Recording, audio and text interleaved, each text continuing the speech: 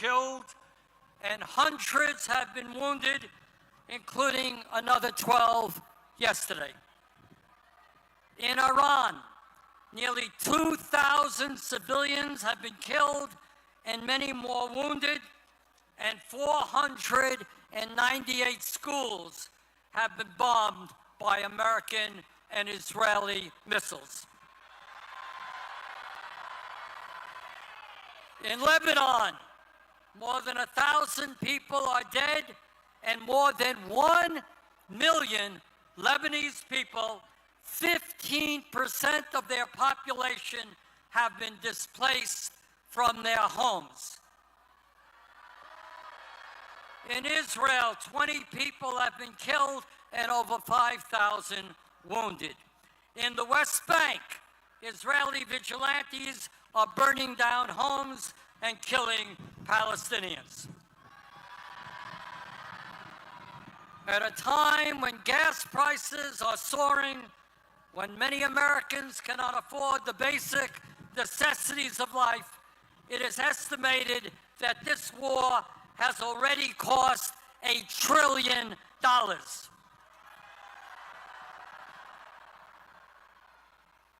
At a time when the American people are politically divided, there is one issue that is bringing us together.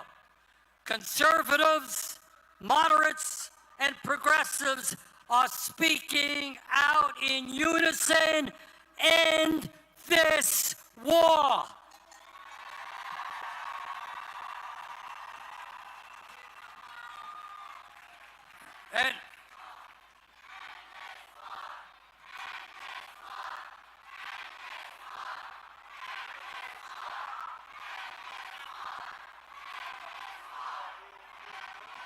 And as a U.S. Senator, I want to just mention to you about what I intend to do about it. First, we have got to make sure that Congress does not send another $200 billion to fight this war.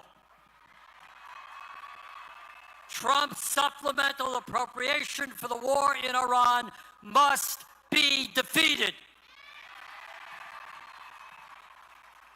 Secondly, I will be forcing a vote in the Senate on legislation to block the sale of nearly $1 billion in weapons to the Israeli military for bombs and bulldozers.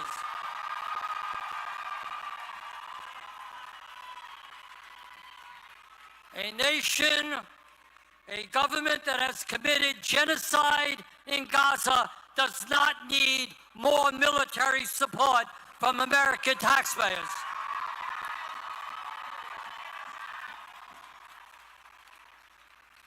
My fellow Americans, we are all proud to live in a country which throughout our history has inspired people throughout the world to struggle for freedom, for democracy, and justice.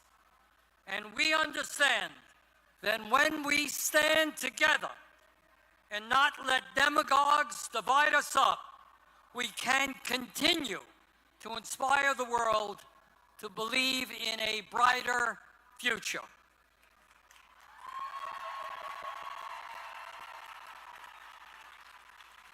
Yes, we can create a vibrant democracy by ending Citizens United and not allow billionaires to buy elections.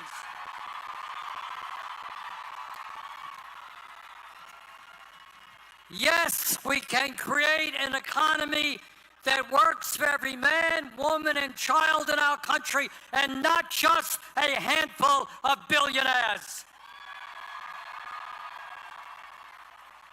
Yes, we can make certain that the revolutionary technologies of artificial intelligence and robotics are used to improve life for all of us and not just make the rich owners of that technology even richer. Yes, we can and must join the rest of the industrialized world and guarantee health care as a human right for all of our people.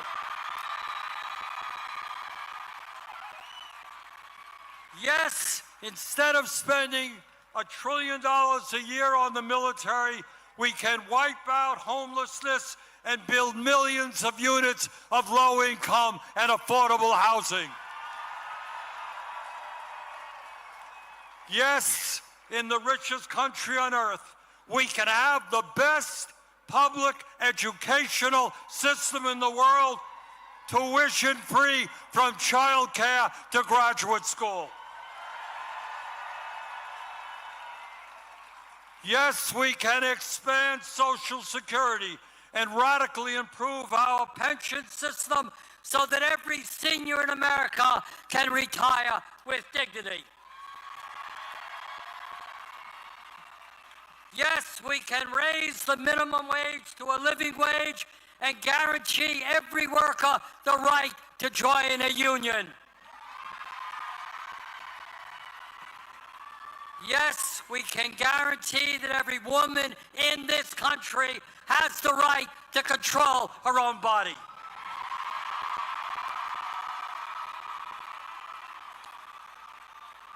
And yes, when billionaires are paying an effective tax rate lower than a truck driver or a nurse, we can and must make certain that the top 1% and large profitable corporations start paying their fair share of taxes.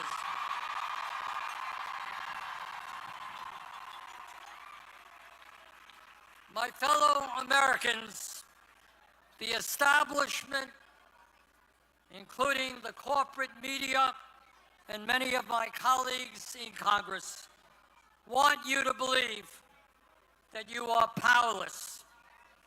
They want you to believe that you cannot change the status quo, that because of their wealth and their influence, there is nothing you can do to combat them. But that is a lie. Throughout the history of our country, when Americans have stood up and fought for justice, they have prevailed.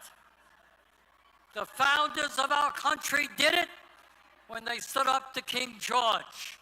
The abolitionists did it when they ended slavery. The working class did it when they stood up to their bosses and formed unions. The suffragettes did it when they demanded that women have the right to vote. The LGBT community did it when they demanded basic human rights.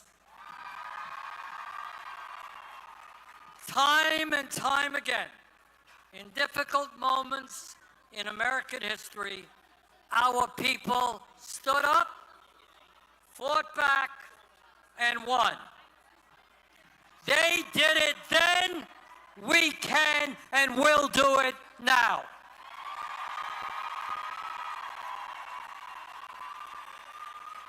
Today, March 28th, 2026, millions of Americans are out on the street demanding freedom, democracy, and justice. But we must make certain today is not the end of our struggle, it is the beginning. Together, when we stand united, we can and will create the kind of nation that you and I know that we can become. Thank you all very much.